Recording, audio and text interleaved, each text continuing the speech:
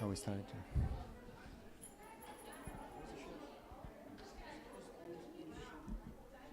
Let's go. بنات.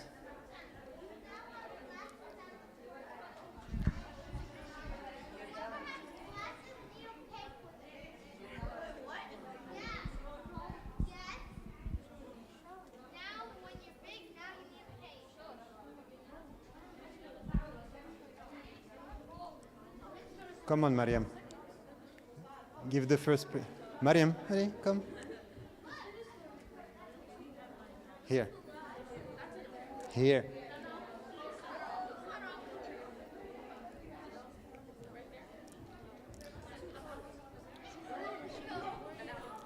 More you come, more I go back. Mariam, Hannah, Mariam, البنات.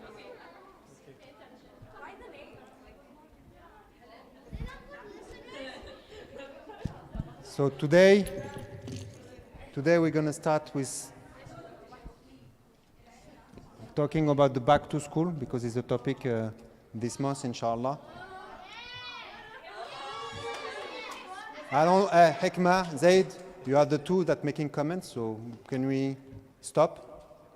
Because I think no one is want to share your comment. They want to share other comment. And we want to see how can we make a better experience instead of saying we don't like it. We have Sister Suzanne and Sheikh Yus. They will do and co-lead. So I'll let you speak.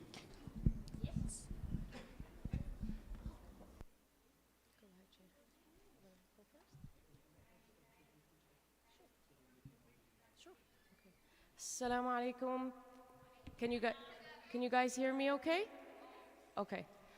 Thank you all for coming. It's really great to see everyone, and inshallah you guys benefit from everything I'm going to mention today so you can have a successful start to the school year. So I actually taught biology for 14 years at North Bergen High School, and this is my 4th year as vice principal there. So I do have a lot of experience with teenagers especially, which is why I asked what is the age group. And I will be discussing a lot of tips for school, high school, and college. So if you have any questions at the end, I would like to be a discussion. We go back and forth, and hopefully we get to go over a lot of things to help you.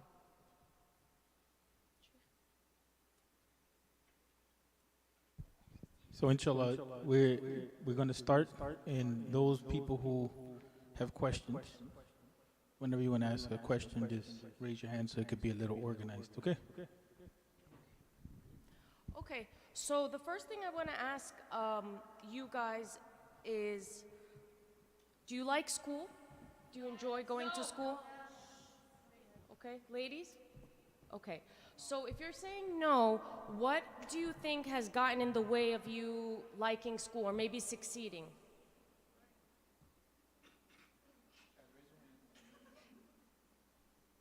What do you think? Yeah.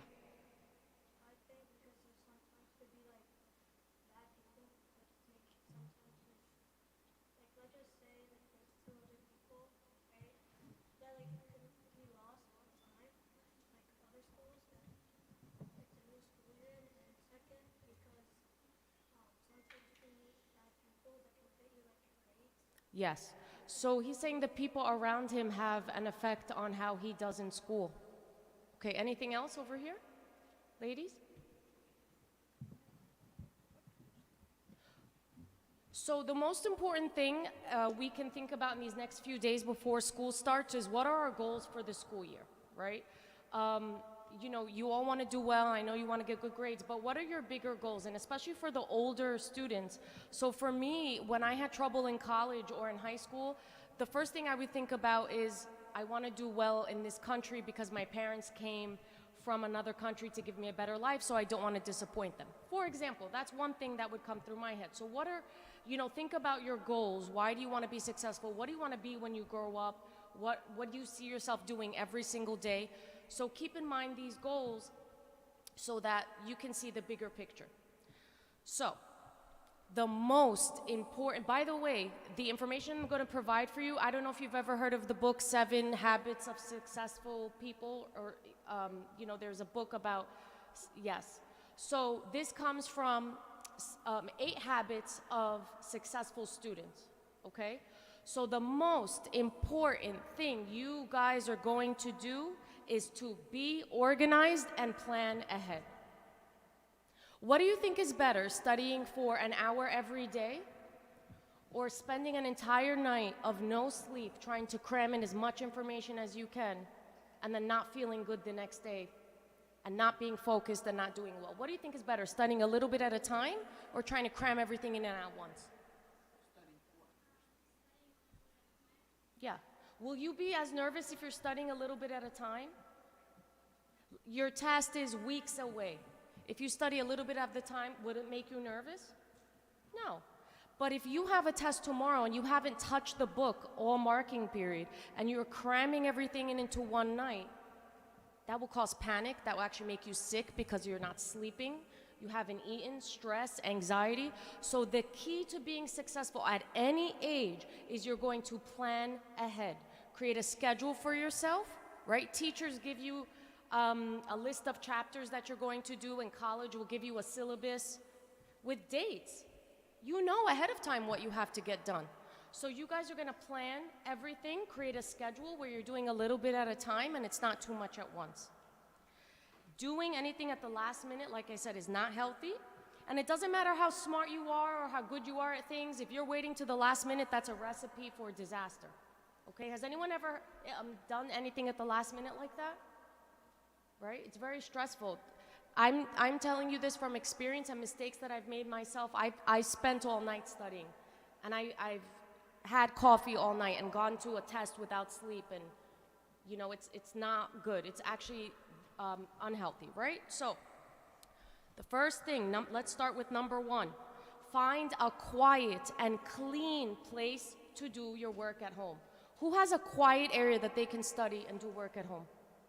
Like your own desk, nobody's bothering you, you can get all your work done, okay? That's very important. I don't want laundry on your desks, right? I don't want clutter. I don't want kids playing around you, mom is screaming for you, none of that, right? Quiet place to focus and study, all right? You can even put a nice vase with a flower, right? Your supplies, your pens, your highlighters, everything that you need in front of you. Having a clear, clutter-free area emotionally will set you up for success, okay? So I want you guys to go home today and set up your work areas for school. Yes? Okay, all right. So, anyone going to college in September or anyone in college right now? No? Okay. So you guys have to go to class every day because you're with your teachers all day. That's easy. But when you get to the college level, professors will sometimes say you don't have to attend class because they're big lecture halls with hundreds of kids, so they'll say you don't have to go. You should go to class. Even if a professor doesn't take attendance, you have to go to class. There's no replacement for missing a lecture. Yes? We good there? Okay. So, I want you guys, the next thing is to establish a daily routine. What does that mean? Does anyone have a job? Anyone have an after-school job? Anyone play sports? All right. Anyone in after-school clubs? Okay. So part of your routine is going to be you're going to school, you're going to practice, right? You may join that club after school. So what time will you get home? Around 4 or 5? Right? Okay. So at 4 or 5, it could be 4, 5, 6. I'm just using 4 o'clock as an example, right? Your routine, your study routine is going to start at 4 p.m. every day. Okay, I'll give you an hour to shower and eat. Let's start at 5, right? You get home, you want to eat, salli, shower, you relax. You get at your clean desk, you're ready to work, right? You start at 5. All right. You are going to start studying every single day at the same time. Why do you think that is? It helps you be organized but why else? What do you think? Yes, creating a habit, and also your brain gets very used to focusing if it's being done at the same time every day. Because if you start to study at 10 p.m. or 11 p.m. or midnight, I used to do something crazy. I was very distracted by everything going on in my house, that I used to sleep early and wake up in the middle of the night when everybody was asleep to review and do my work. Who's done that? The girls are all nodding their heads that they've done that, right? We don't want to do that. You're still, with the schedule that I'm telling you right now, you're still going to have plenty of time to come home, relax, study, and go to bed at a reasonable time. All right? What time did we say our routine is starting? 5. All right. So at 5 o'clock, you're going to sit down and you're going to study. And I don't want you to change the time that you study, because your brain will actually become healthier because it's receiving information at the same time every day. Got it? All right, now, I don't want you to nap. I'd rather you stay from 5 o'clock and study for a few hours and go to bed earlier than to nap and then be up all night and have your sleep messed up. Do you guys agree with that? Right? Because one of the things on my list here, which I'm going to get to, is having a full 8 hours of sleep and having an organized sleep schedule. So when you are sitting down at 5 o'clock, the first thing you're going to do is to review everything that you learned that day. You guys took classes for the day, right? You're going to open up that notebook and review what you took today. But I don't have a test. Why am I studying? My son says that to me all the time. I don't have a test. Why am I studying? Why do you guys think you should study what you took for the day, even though there's no test tomorrow? How does it help? Exactly. Well, when the test comes, you'll be more prepared, right? Because now you've looked at it every day, right? And you've studied it.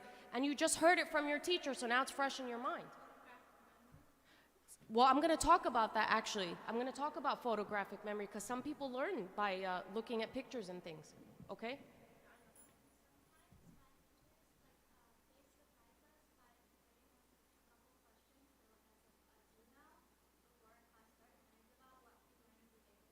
Or pop quiz. Did you hear what she said? What if your teacher throws a pop quiz at you and you haven't looked at anything that you got in class? Right? So it is very, very important. Again, what was the big goal that I said in the beginning? What are we trying to do? Study a little bit at a time. So if you review everything that you learned that day in school, you are studying a little bit at a time. When that test comes, you're not studying it all at one time. We don't want to feel overwhelmed. We don't want to feel stressed. You ever hear of the expression, work smarter, not harder? Okay. That's what you have to do. That's what this is about, right? We're doing a little bit at a time so we're not overwhelmed. Okay, now, has anyone ever had to write like a big paper? How many pages, Shad? 3? So when are you going to college? Couple years? 1 more year? 2 more years. The typical paper, the average paper in college is 20 pages. That's normal. For any student, even if you guys major in math or science, you have to take English to graduate college, and the normal size papers are 10 to 20 pages. Do you think that you'll be able to stay up in one day and do a 20-page paper? No. You're going to do it. Are you going to feel good? No. You're going to feel stressed? Is it going to be a good paper?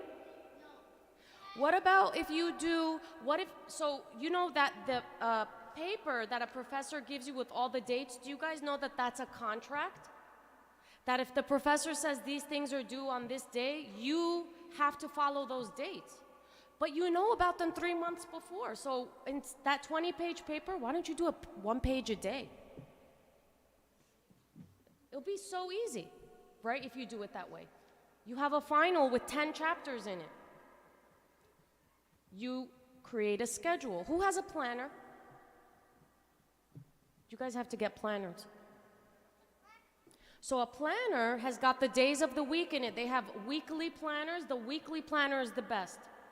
Monday through Friday, and you plan out your entire week.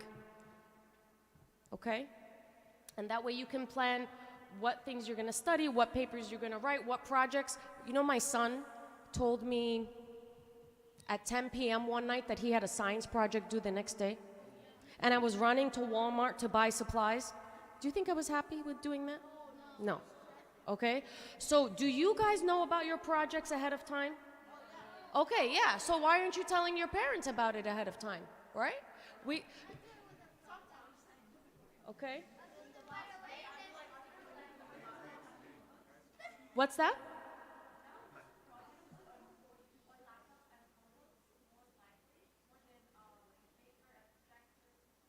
So you're doing like PowerPoint presentations, you're doing group work, right? Or things like that?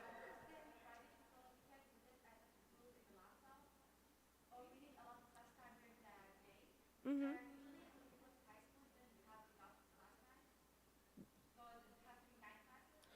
So that's part of your schedule, right? So the first part of your schedule is going to be reviewing what you learned that day, and the second part of your schedule is going to be doing homework or anything that you didn't finish in school, okay? We're still going to bed early.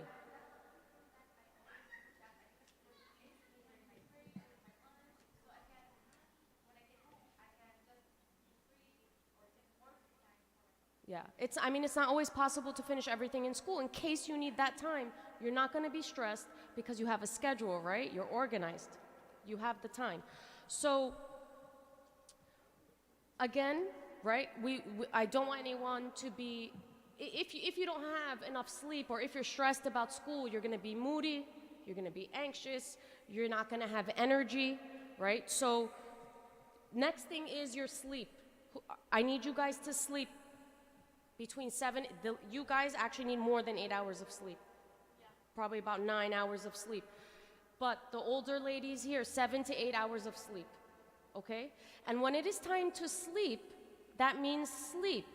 That means put the phone down. It means put the Instagram down, right? Because it's happened to me where 5 minutes on my phone turned into hours on my phone, okay? And actually, of all the social media, you know, that's a discussion for a different day, but of all the social media outlets, Instagram is the most addictive and the most, you know, has the most effect on your mood because of the things that people portray on social media. So put the phone down. Sleep, so if I say you're sleeping at 10 p.m. or sleeping at 11 p.m., you are snoring at 11 p.m. You are not on your phone, correct? So, how many hours, what time do we start our routine again? 5 o'clock. We're gonna take 1 hour to review what we did in school. The second hour is gonna be to do what? Homework, very good. And I talked about sleep already.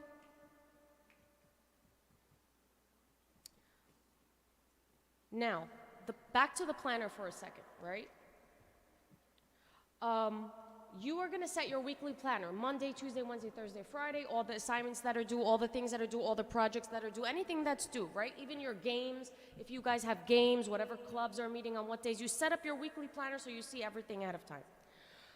I want you guys to give yourself a day off, right? It could be Sunday, right? It could be Sunday where you're working Monday through Friday. You can do some work on Saturday, depends on how much you have to do, but I really want 1 day of the week where you are doing nothing. You are just relaxing, okay? Yeah. You can. So you guys can. The older ones, maybe not. You have Saturday off from school, but it doesn't mean that you might, that you're gonna be free from work. You might have something to do. Yeah. Because some teachers do give homework on the weekend. Some teachers do. So do that homework on Saturday. Give yourself Sunday completely off. Okay? Okay. Now, what happens? Another benefit to studying ahead of time, right? What if you get stuck on something? What are you going to do? Ask for help. Yes. Who are you going to ask for help? You can ask mom. But what if your test is tomorrow, you haven't looked at anything until the night before, and now you're stuck? What do you do? And mom doesn't know. Right? What the best thing to do now is, if you get stuck, you have the time to ask your teacher. Who asks their teacher for help? Are you afraid to ask your teachers for help? Yeah. I highly suggest, if you are studying and you get stuck, the benefit of starting early again is knowing that you need help and you have the time to ask a teacher. What about asking a friend? Yeah. Do you know that the best way to study actually is with a study group? Who knows the best way to retain information? Do you know what retain means? So if you're studying something, what is the best way to retain information? He's in college. He's looking at me like he knows the answer, right? Yes. Writing it down? Nope. Shad? Testing yourself? Warmer? Images? Warmer? These are all different ways of learning, but there's one way that is the absolute best way to retain information. Anyone else? These are all excellent ways of studying, which I'm about to get to. It's on my list.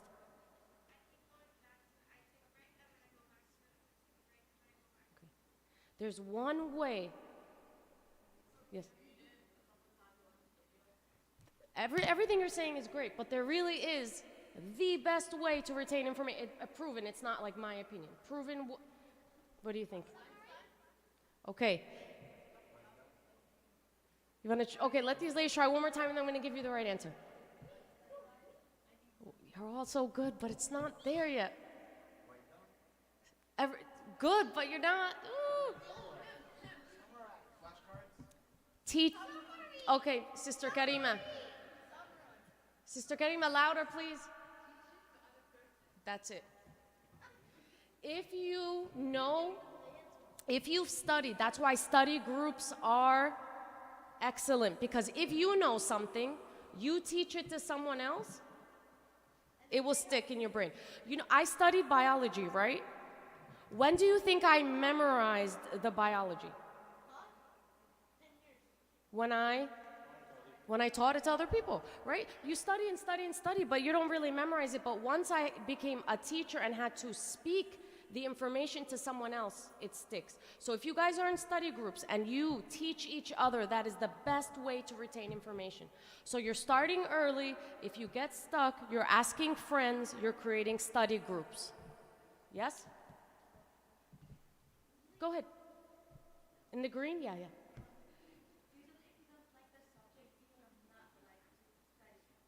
You're right. No, but so exactly why you are studying early and breaking it up into small pieces. That's true. But here's the thing, are you always going to study everything you like? Are you going to study everything you're good at? Yes. No, right?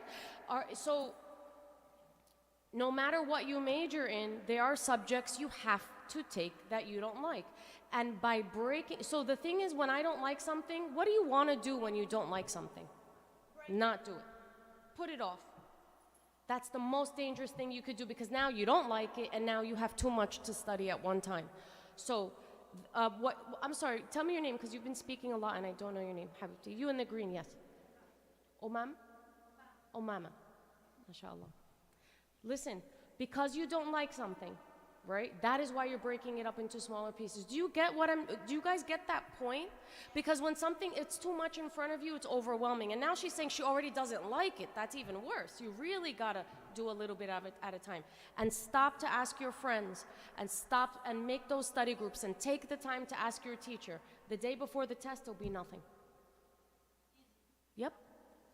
Okay, I'm gonna keep going. Okay, so you're gonna do homework. You're gonna have your day off. Who studies in the dark? Who studies on a bed?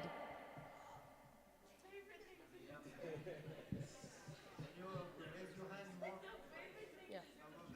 Okay. Who studies on the couch? Uh-oh, I'm getting more nervous as I'm asking these questions. Okay. Who does homework or studies next to their family while they're watching TV or talking? I stay by myself. Yeah. Okay. Okay, last question. Who studies with music? So actually, Teacher once said, you want to put music on? You can put music on the ground. yeah, no, you know, he's laughing, but he's right. Some teachers do let their students listen to music, and some of my students have said they only can focus with music. That is the worst thing you can do, because you are reading words on a paper and the music has words, right? And now everything's getting jumbled. I really don't believe, that's my opinion, I really don't believe that you can concentrate better with music. But do not study in the dark or on the bed or on the couch. Why do you think? Why do you think it's a bad idea to study it laying down? It's comfortable, but it will make you really tired, right?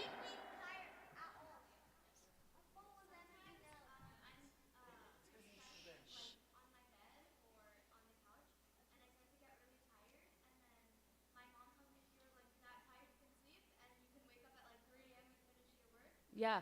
So here's the thing about that. It's really messing up with your sleep cycle, and sleeping on the bed is what started to make you tired to begin with. How could you have avoided being tired? So you're sitting down. We started studying at 5. You reviewed till 6. You did homework till 7. Now you have a test. I want you to go to bed at 10. You have 3 hours to study. That's plenty of time, right? What should you do? Are you putting the phone down? Are you distracted by things around you? Are you stopping to talk to people or be on your phone or anything like that? So I want you to focus completely, and you're gonna set a 20-minute alarm. Guys, we're studying now, right? So what are we gonna do? I have a few hours, but am I gonna go 3 hours straight? Should you go 3 hours straight of studying?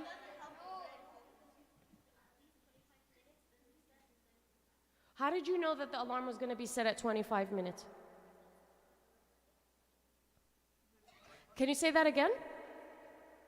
And what does that say? That humans or, people can only concentrate for how many minutes at a time? Yep. So even though you have a 3-hour study session, you're going to set a 25-minute alarm. The alarm is going to go off, and you're going to stand up, and you're going to stretch, and you're going to get some fresh air, because the fresh air will energize you again, and you will not be sleepy. You said we should do study in 25 minutes, and we did it 26 minutes. Did you guys lose concentration already? Do you guys need a break right now? He needs a break. It's been 25 minutes. Yeah. Yeah.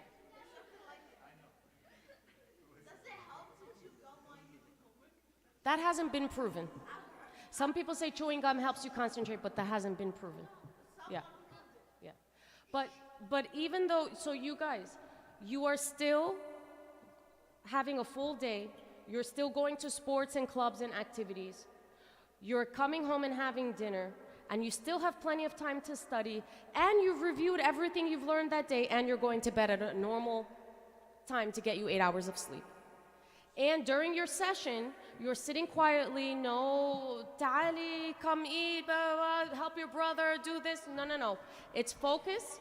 You're setting your alarm for 20 or 25 minutes. You are stretching, getting fresh air, and coming back and continuing your work. Everybody good so far? Okay. Tell me.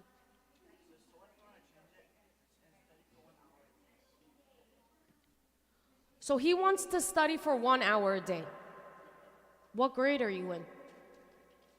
That's reasonable. He's in 6th grade, right?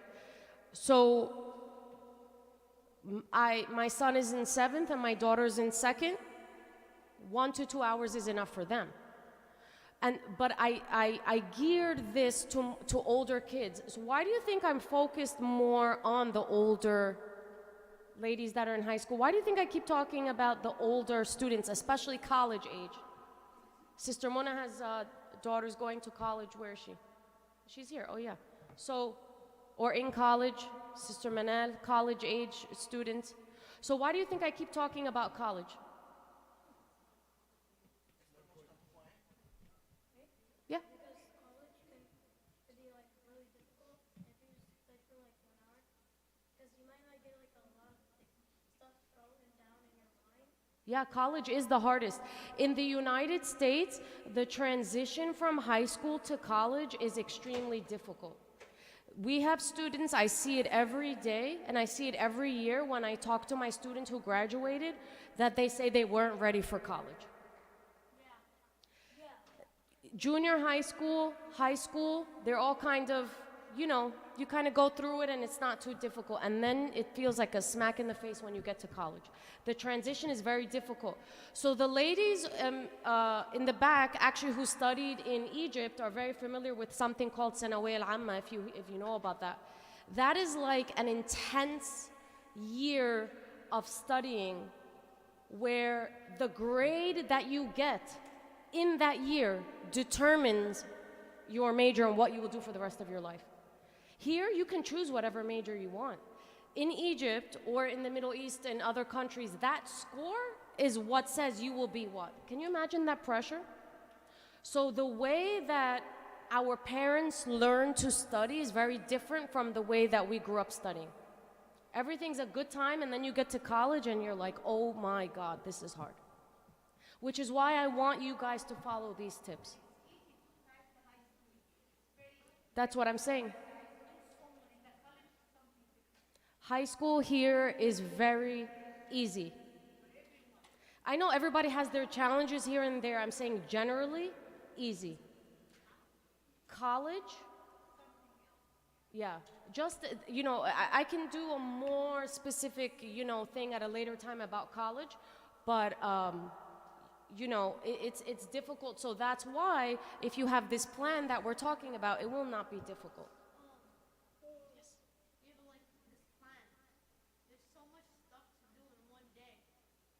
You can do it. You can do it. You're young, you have energy, you can do it. Think about it. I mean, you're gonna go home and take a break, you're gonna relax and you're gonna study, and how do you think it will feel going to school the next day being very prepared and having, you know, learned and studied?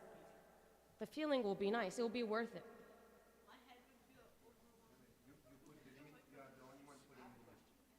That's right. That's right. You know, do not put limits on yourselves, okay? And the negative thoughts really should stop. If I sit down and say, I'm gonna fail this test, I'm gonna fail this test, I'm gonna fail this test, what do you think is going to happen?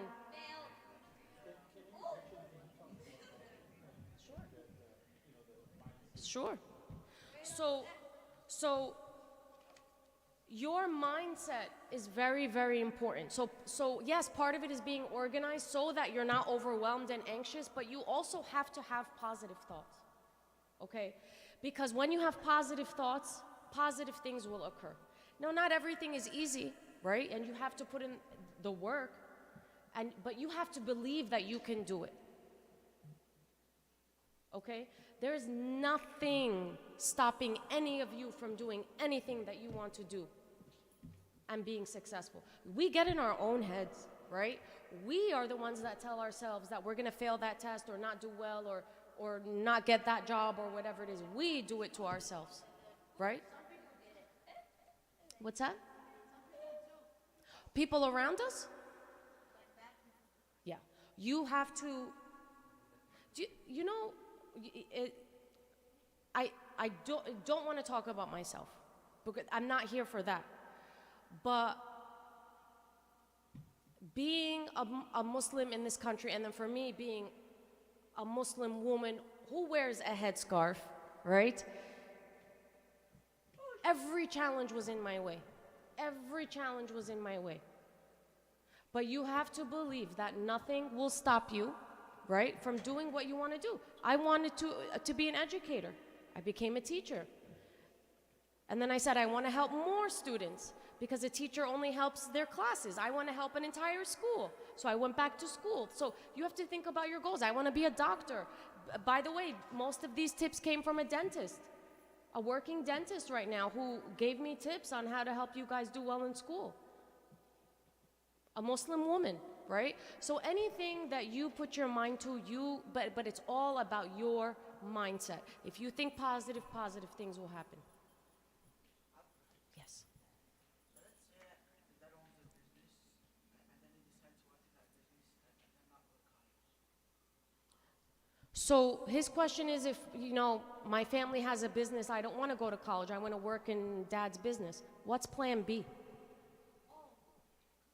I respect that completely, but what is plan B?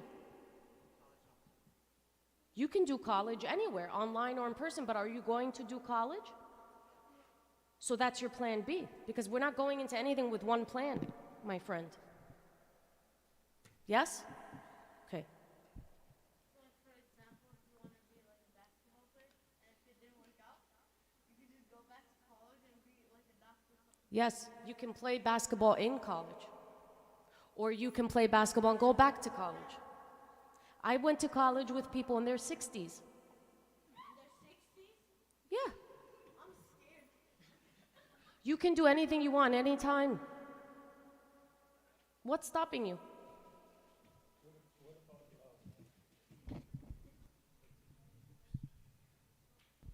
Can you talk a little bit about like the importance of tutoring, stuff like that? Because today actually I had a youth that was talking to me about struggles in school.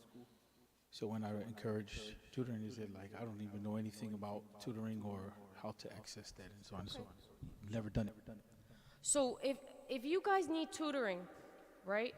I don't know if you know this, but every teacher in the state of New Jersey is required to offer free tutoring to their students. So don't ever feel like I can't ask my teacher for, you don't have to pay for a tutor. Your teacher is required to give you tutoring. Okay? In the North Bergen, who goes to school in North Bergen? Okay, you guys, I know, I recognize you. Your brother's in my school, actually. So, in North Bergen, every teacher has to stay after school 1 or 2 hours every week to give extra help to any student who needs it. But is the tutoring just going to come to you? Is your teacher going to just say, hey, stay after school for tutoring? You look like you need help? No, you have to communicate with your teacher. You have to, and some teachers can tell, but if the teacher can't tell, you have to communicate with the teacher. I need help. I understood this, but I didn't understand this. And the teacher is required to sit with you and give you extra help. Don't be afraid to ask, because if you don't ask, you're not going to get the help that you need. And what about ESL students? Because we have a few. Yeah. So the ESL students have a different challenge, of course, because they're learning an entirely new language. So we have a lot of supplemental programs in all the school districts do to help those students transition into their classes, to help them learn English. There are a ton of after-school programs, clubs. I can provide information to anyone who needs that. But being an ESL student, you guys know what that means? Right? You come from a different country, right? Sure. So you come from a different country, you don't speak the language, and then you have to completely navigate your entire life in this new language. So it's very challenging, okay? So I'm just gonna try to finish up here. So you guys all mentioned learning styles. You guys all said pictures and summarizing and writing, and you have to know your learning style. What are the different learning styles, okay? Some people take a big book like this, and if they have a test, they make shorter notes so that instead of studying from a big book, they have kind of broken down notes, so kind of rewriting. So who learns by writing or rewriting? Who's made index cards, note cards? I highly suggest the note cards. You know what you guys could do with the note cards? You put the word and put the definition, and you quiz yourself. You could be standing in the supermarket line with your mom and just go through the cards. Seriously, use every second, right? You have to go somewhere, take your cards out. They're small enough, you put them in your bag and you review word, definition, flip, flip, right? Quiz yourselves.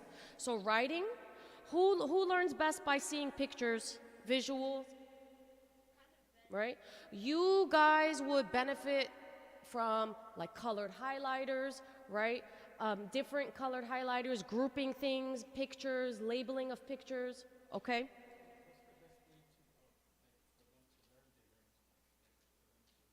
You know what, that's an excellent question. It kind of just, as you guys are going through your years of school, you will see a teacher and how they present information to you, and you're gonna realize that you're more comfortable or you learned better in this particular way. It just comes kind of with experience of being in classes and seeing all the different, you know, learning styles in front of you and picking up on what you're most comfortable with. Have you guys ever considered recording your voice and playing it over and over again? What kind of learner would you be if you did that? Yeah, auditory, okay. Mnemonic devices, who knows what a mnemonic device is?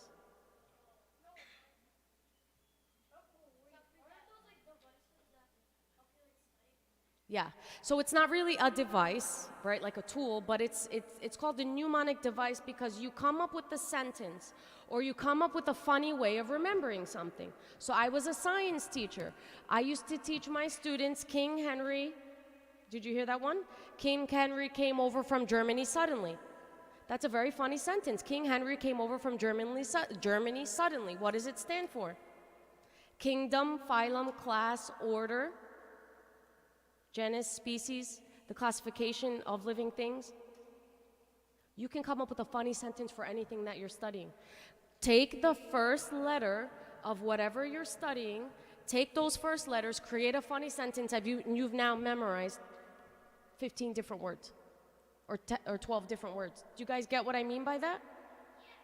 Yes. Acronyms, they're also like coming up with a funny way to remember something. Okay, last thing. Does anyone have a job? All you older ladies here.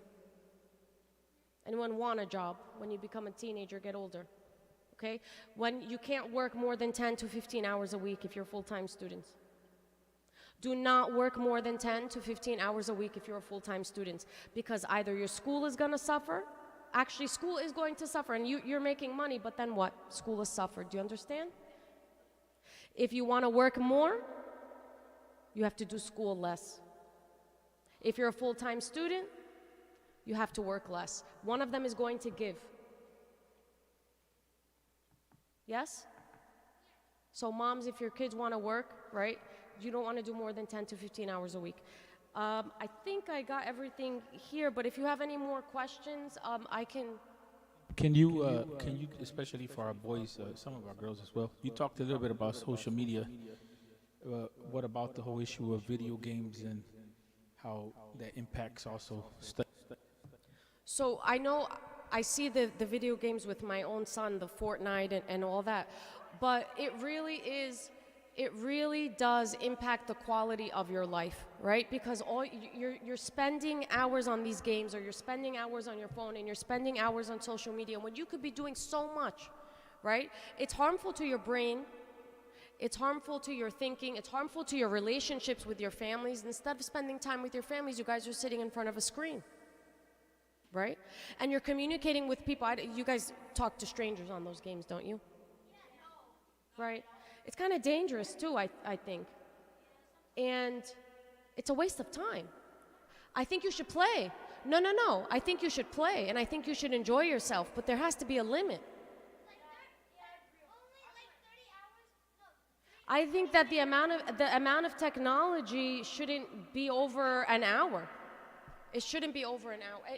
And you know, I don't have the scientific research to show you right now, but it is detrimental to every part of your life, your health, your eyes, your brain, right? Your thinking, your relationships, your time, right?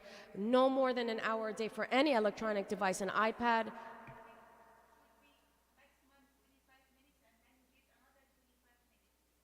I agree with that. The boys are not happy.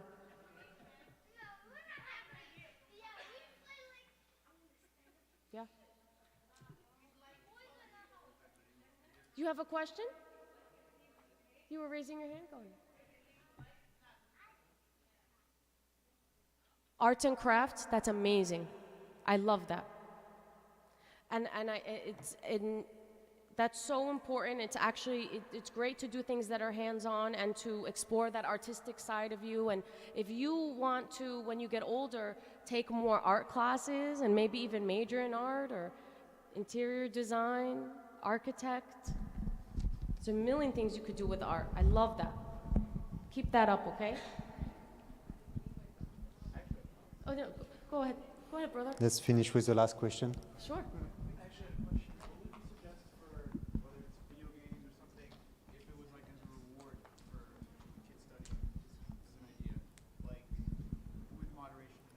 Oh, that's a great question. Well, I don't use the video games as rewards.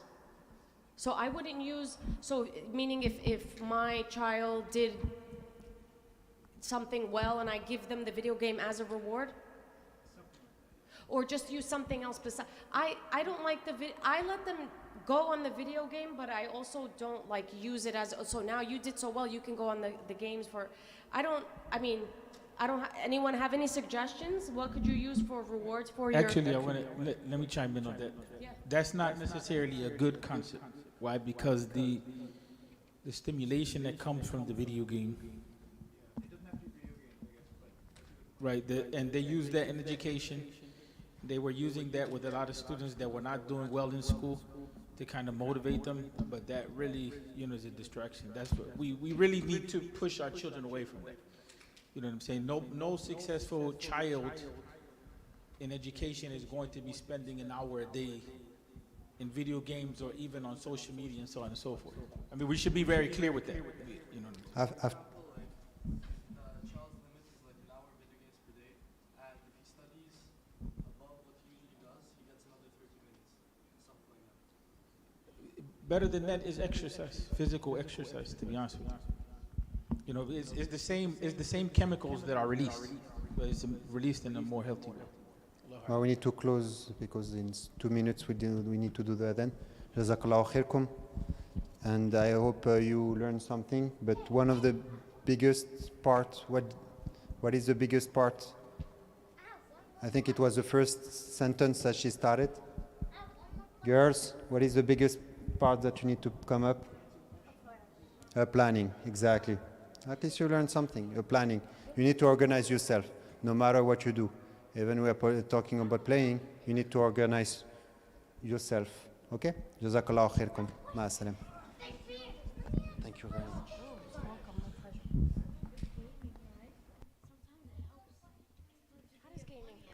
الله أكبر الله